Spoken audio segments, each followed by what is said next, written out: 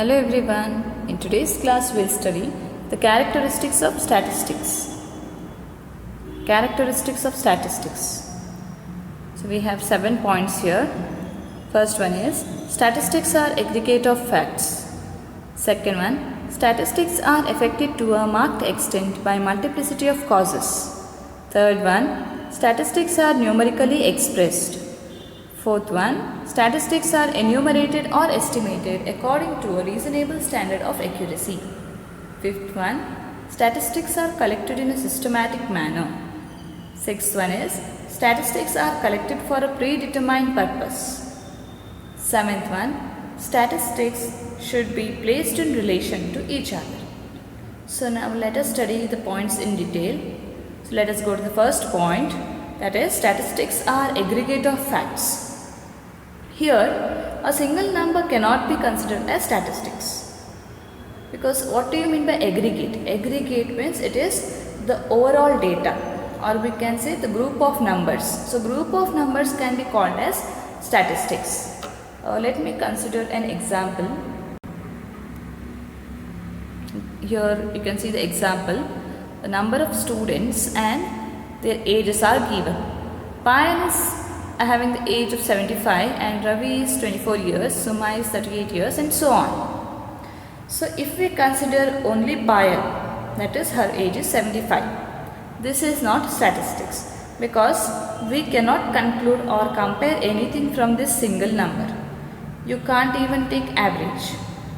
So if you have data of 5 students, then it is called as statistics because we can remove the average from this, we can compare it and we can conclude anything. So statistics is the aggregate of facts. Let me consider another example. Suppose if I say in a college there are 1000 students, then it is not a statistics. Why? Because it is a single number. Right? We cannot conclude anything from this. And let me take another example, that is in a college we have 3 combinations, that is arts, science and commerce. So in arts we have 200 students, in science we have 300 students and in commerce we have again 300 students. So is this statistics? Yes, this can be considered as statistics because we have 3 data together here. So we can compare it and we can give some conclusion. So in arts we have 200 students and in commerce we have 300 students. So I can compare it saying in commerce the students are more compared to arts. So this kind of data can be called as statistics. Okay, so this is about aggregate of facts. Now let us go to the next point, that is statistics are affected to a marked extent by multiplicity of causes. So this means statistics are affected by multiple causes. It will not be affected by a single factor. Therefore statistics is influenced by many factors. For example, if price of a commodity is increasing, so reasons for price increase may be many, right?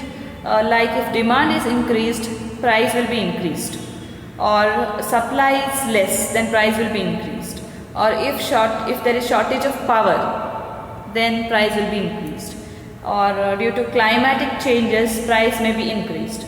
So statistics is affected by multiple factors, not a single factor. Okay. Next, coming to the third point, statistics are numerically expressed. In statistics we use quantitative data. Now what do you mean by quantitative data? We have 2 terms, that is quantitative data and qualitative data. Quantitative is the data which is numerically expressed. Here the numbers are used. For example, height, weight, etc. Height can be expressed in numbers, right? That is 100 centimeters or 120 centimeters, 156 centimeters, etc. So it can be represented by numbers. So that is quantitative data. And what do I mean by qualitative data? The data which is not numerically expressed. For example, good, bad, young, skin color, old, etc. So we study about the quality here, or we can say rich or poor. So if I take rich and poor, I can just say that man is richer than Tanu. Okay, here I cannot consider any numericals. Here there are no numbers. So this is the qualitative data. And so in statistics we always deal with quantitative data, okay, which is expressed in numbers.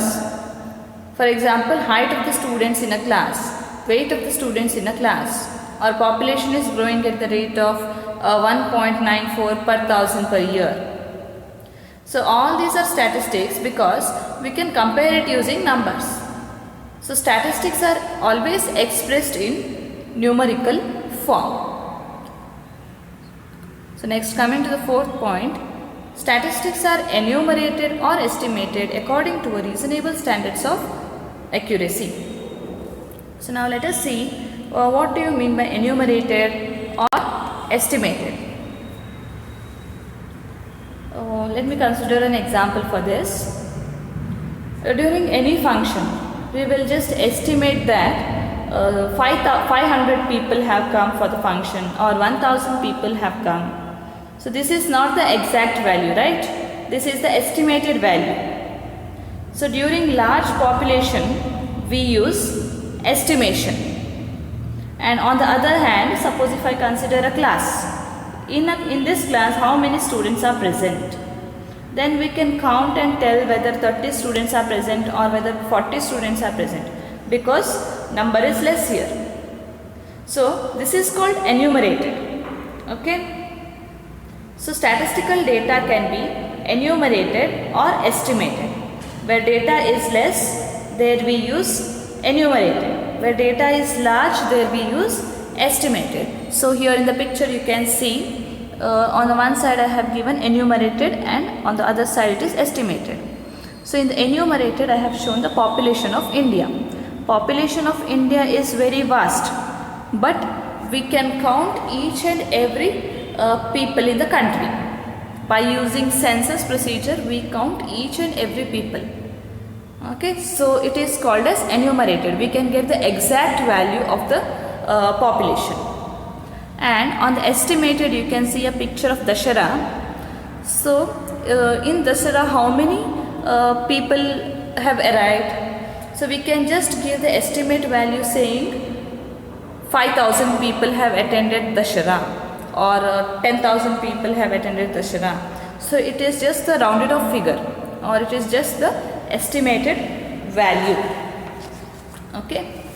So if we are collecting the data in small scale, if only few people are present, then there, for example, I can say heights or weights can be calculated or analyzed manually, right? And if the population is very vast, then we will collect the data by estimation method. Okay. Hence, reasonable standards of accuracy must be maintained here. So the next point is, statistics are collected in a systematic manner. So whatever data we are collecting should be collected systematically. If you collect data in a haphazard manner means if you collect the data in a hurry-burry, without planning or without any purpose, then that is not statistics. We cannot draw any conclusions relating to it, right? Therefore, we have to collect the data in a systematic manner with purpose and planning.